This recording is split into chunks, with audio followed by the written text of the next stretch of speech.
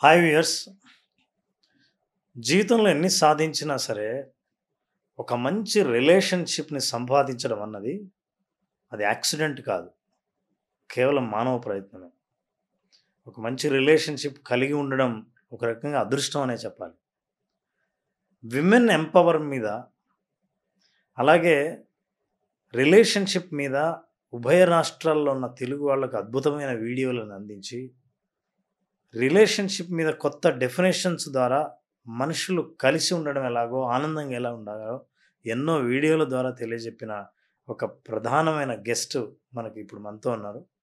నేను ఆవిడని పరిచయం చేయాల్సిన అవసరం లేదు. అయితే రిలేషన్‌షిప్ గురించి మరిన్ని విషయాలు ఆవిడ దగ్గర నుంచి తెలుసుకుందాం. ఆవిడే రజిత మైనంపల్లి గారు. నమస్తే అండి రజిత గారు. Welcome to our show. నమస్తే రామ్ గారు. వి ఆర్ సో హ్యాపీ అండి to have you. Thank you. నాకు Very తెలుసు pleased. మీకు ఎంతమంది అభిమానులు ఉన్నారో తెలుగు వాళ్ళు. ఎందుకంటే మీరు చెప్పే వరకు కొన్ని కొన్ని జీవితంలో వాళ్ళ సమస్యలు ఎదుర్కొంటున్నారన్న విషయం వాళ్ళకి తెలీదు. మీ సొల్యూషన్ ఇచ్చిన తర్వాత ఎంతమంది మిమ్మల్ని ఆన్‌లైన్‌లో మెచ్చుకున్నారో నేను చాలా కామెంట్స్ కూడా చూశాను. అయితే నేను మేనిఫెస్టేషన్ కోచ్‌గా ఉంటూ చాలామందితో కోచింగ్ చేస్తున్నప్పుడు, వాళ్ళతో మాట్లాడుతున్నప్పుడు ఒక సమస్య మీరైతే రైట్ పర్సన్ అనిపించింది. ఏంటంటే లైఫ్‌లో ఇద్దరు భార్యాభర్త ఉన్నారనుకోండి. భార్యకు ఏదైనా సాధించాలనే ఒక కోరిక ఉంటుంది. తన్ను తాను ప్రూవ్ చేసుకోవాలని ఉంటుంది. కొన్ని పద్ధతుల్ని నమ్ముతుంది. నన్ను నేను ప్రూవ్ చేసుకోగలను అని. భర్త ఆవిడకి సహకరించకపోతే 2 రకాల నష్టాలు. ఏంటంటే తను అనుకున్న కోరికను సాధించలేదనన్న అసంతృప్తి జీవితంలో మిగులుతది.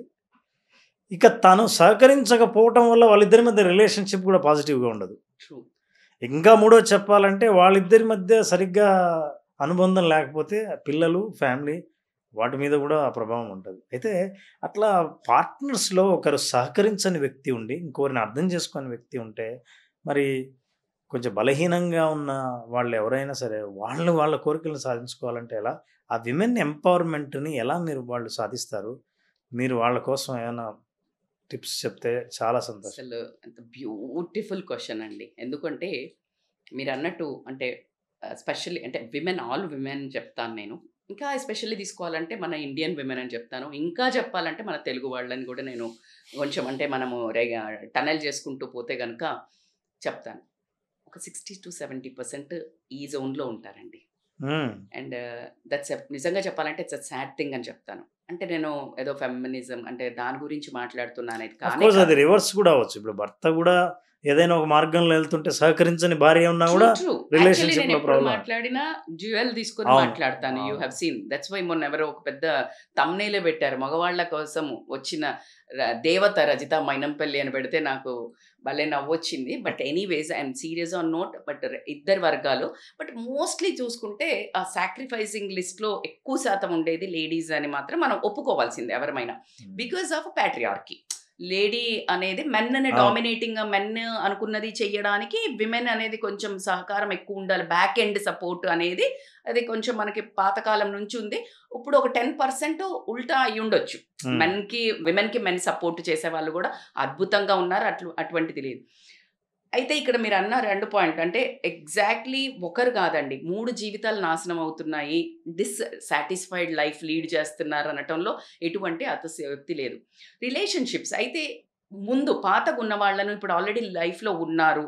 లైఫ్‌లోకి ఎంటర్ అవ్వాలి అనే వాళ్ళకు ఖచ్చితంగా ముందే చెప్తాం. యూ హావ్ టు ఫస్ట్ కూర్చొని మ్యారిటల్ కౌన్సెలింగ్‌కి వెళ్ళాలి. వాట్ ఎగ్జాక్ట్‌లీ బౌండరీస్ తెలుసుకోవాలి. మీ డిజైర్స్ అంటే గ్రోయింగ్ టుగెదర్ ఎట్లా అని మాట్లాడుకోవాలని చాలా మేము కౌన్సెలింగ్ ప్రీ మ్యారిటల్‌లో చేస్తుంటాం. మరి ఆల్రెడీ ఉన్న వాళ్ళ కోసం మాత్రమే చేద్దాం ఈరోజు. ఎందుకంటే that's a different big story. ఎందుకంటే వీళ్ళది మనం ఒక 10 మినిట్స్‌లో క్విక్‌గా కంప్లీట్ చేసేది కాదు. వాళ్ళది ఒక 10 ఇయర్సో, 15 ఇయర్స్ నుంచో ఉన్న ఆవేదన అది. Hmm. So, coming to the point, it's a very sensitive and very personal, very customized subject. Every women has their own cultural aspects అనుకోనివ్వండి, సిచ్యుయేషనల్ ఆస్పెక్ట్స్ అనుకోనియండి, వాళ్ళ చుట్టూ ఉన్న ఎన్విరాన్మెంట్ అనుకోనివ్వండి, చాలా డిఫరెంట్ రోల్స్ ప్లే చేస్తాయి. కొంతమంది మెన్ ఇప్పుడు మనం విమెన్ గురించి మాట్లాడుకుంటే మోస్ట్లీ అంటే లాస్ట్‌కి నేను యాడ్ చేస్తాను మెన్‌ని. ఒక పార్ట్నర్కి వాళ్ళ ఉన్న డ్రీమ్స్ని కట్ డౌన్ చేసుకునేటప్పుడు ఆ బ్యాలెన్స్ అంటే వాళ్ళు ట్రేడింగ్ అంటారు. The trading is if I sacrifice, if I am going to give up my dreams or my success or my career, something, ఆ ట్రేడింగ్ లో are you getting something from the family? Trade off. ఆ trade off ఏంటి? Emotional comfort అనుకోనివ్వండి, respect అనుకోనివ్వండి, okay, value to her అనుకోండి. అంటే ఇప్పుడు ఏం చెయ్యకపోతే ఎలా అయిపోయింది? నేను వదులుకున్న దానికి రీప్లేస్ చేసేది ఏమిటి?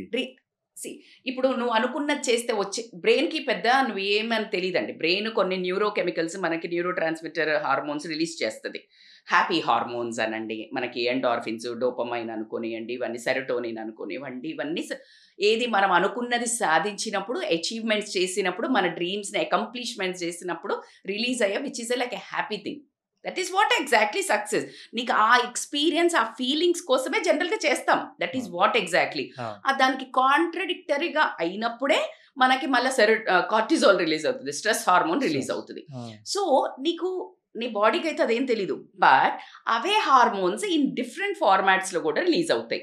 That is giving value to your sacrifice, giving value to your words, నీ ఒపీనియన్స్ని. నిన్ను ఇంట్లో అంతే అంటే ఆ ఒకటి చెయ్యడం కంటే కూడా నువ్వు సాక్రిఫైస్ చేసిన వాళ్లకు ఇచ్చే.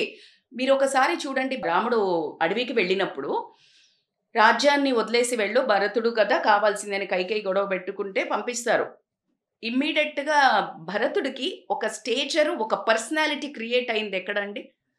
The same respect, amount of respect వాళ్ళ అమ్మ పంపించింది, కానీ భరతుడిని ఎవరు అక్కడ తప్పు పట్టలా. బికాస్ ఆయన ఆ కుర్చీలో కూర్చోలా, తనకు అర్హత లేదని ముందే తెలుసు, కూర్చోకపోవడం వల్ల ప్రజలకి అతను ఒక భరతుడిని తమ్ముడు అంటే రెస్పెక్ట్, ఒక అన్నకి ఈ రకంగా బ్రదర్హుడ్ ఇలా ఉంటుంది అని ఒక స్టేచర్ సెట్ చేసి, అంటే రెస్పెక్ట్ ఉంది ఆయనకి.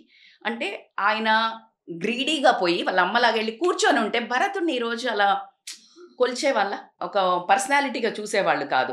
So exactly why I told, నువ్వు చెయ్యకపోయినా సరే, నువ్వేం చెయ్యకపోయినా, బట్ స్టిల్ నీ సాక్రిఫైస్ని గమనించి, నీ మాటకి, నీ తెలివికి she is capable of doing that.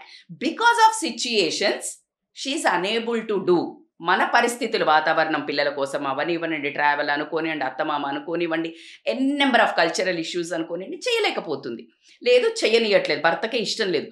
You need to really trade off so many things with her to make that bond so beautifully flourish. అది మిస్ అవుతారండి. మీరు ఒప్పుకుంటారా లేదా? ఇప్పుడు ఆమె త్యాగమో లేకపోతే ఏదో రకంగా నీకు వినింది, ఏదో ఒకటి బాధ్యతతో ఆమె గివప్ ఇచ్చింది, కానీ ఆ గివప్ ఇచ్చిన మాట నీకు ఇంత కూడా నువ్వు గ్రేట్ఫుల్ లేకుండా, గ్రాటిట్యూడ్ లేకుండా, దాని బదులు ఆమె ఇంట్లో ఉన్న పనులన్నీ చేస్తూ పిల్లలను బాగా చూసుకుంటూ ఇవాళ రేపు పిల్లల్ని పెంచడం అంటే ప్రతి ఒక్క ట్యూషన్స్కి దానికి దీనికి తీసుకెళ్తున్నప్పుడు నో వన్ ఎక్నాలెడ్జెస్ అండి. అంటే విమెన్ ట్రేడ్ ఆఫ్లో తను కోల్పోయిన దాని గురించి బాధపడకుండా అట్లీస్ట్ తనను గౌరవించి, అంటే ఆ త్యాగాన్ని గౌరవించేదే ఏదో ఒకటి రీప్లేస్ అవ్వాలి. Exactly right. One point, one way and making her, అంటే ప్రతి ఇలా చేసిన కాంప్రమైజ్ అయినట్టే కదప్ప. That's what I'm trying to tell. I show the see అన్ని చోట్ల నేను ఫైట్ బ్యాక్ చేస్తానడానికి సిచ్యుయేషన్స్ ఒప్పుకో. I want make women to understand situations. ఎప్పుడు కానీ మనకు సిచ్యుయేషన్స్కి అనుకూలంగా పోవాల్సిందే. If you conflict, if you ఆ రిఫ్ట్ని ఏదైతే తీసుకుంటే నష్టం కదా. ఫస్ట్ నేను ఎప్పుడు వాళ్ళను, నాకేం కావాలా, ఆ విమెన్ హ్యాపీ ఉండాలండి. నేను హ్యాపీ ఉండడానికి ఎవరి మూలంగా అయితే ఆవిడ సాక్రిఫైస్ చేస్తుందో, ఎవరి మూలంగా అయితే ఆవిడ తగ్గిందో, వాళ్ళందరి బాధ్యత కదా తనల్ని కంఫర్ట్ చేయడానికి. ఎస్ ఆర్ ఎస్, ఇది ఫస్ట్ యాక్షన్.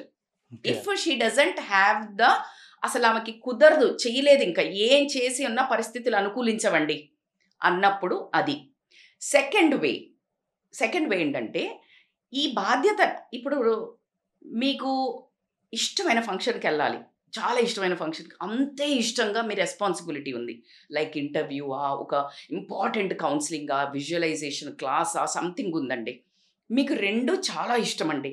ఏం చేస్తారు మీరు? అసలు పొద్దున్నే లేసి అక్కడికి వెళ్ళి ఆ ఫంక్షన్కి అసలు మామూలుగా అయితే చాలా రిలాక్స్డ్గా చేస్తారు. But you have that enthusiasm to attend that function are to meet that special person. So you will make all your efforts, something jugaad చేసి వెళ్తారు. వెళ్ళి వచ్చి ఇది కూడా చేస్తారు. Exactly right way what I'm saying. నీ ఒక అదర్ రెస్పాన్సిబిలిటీస్ని అకామిడేట్ చేస్తా, squeeze your time for unnecessary things, ఫోన్లు, ఫ్రెండ్స్, కిటీలు, ఫోన్లు, టైం పాస్, స్క్రోలింగ్లు కట్ డౌన్ చేస్తే ఇంట్లో ఉండి ఎన్ని చేయొచ్చు sir. So never give up. ఎవరో ఆపారు అని. If your husband is not supporting, వాళ్ళకి అసలు అడ్డంకులు లేకుండా చేసి చూసుకో. You know I'm the best example. So మీరు బ్లేమ్ చేయకుండా, సో మీరు చేయగలిగిన పరిధిని ఆలోచన చేసుకుని అందులోనే చాలా చేయొచ్చు. ఇప్పుడు జీవితం మీద కంప్లైంట్ చేయక్కర్లేదు. కంప్లైంట్ మీరు ఒప్పుకుంటారా లేదా? కంప్లైంట్ చేయడం వల్ల ఒదిగేది ఏముంది? అండ్ నీలో నుంచి ఇంకా అసలు అంటే you will become a really super women. No, doing all these activities and you are squeezing time and you will become so strong. నువ్వు అనుకున్నది చేస్తున్నప్పుడు చెక్కిక్కేదైతే ఉంటుందో మిగతా రెస్పాన్సిబిలిటీని ఇట్టే చేసేస్తారు. And when you prove small wins, small achievements, small accomplishments and you doing all the responsibilities కూడా కరెక్ట్గా, అప్పుడు వాళ్ళకి జాసిమ్రన్ జా అంటారు.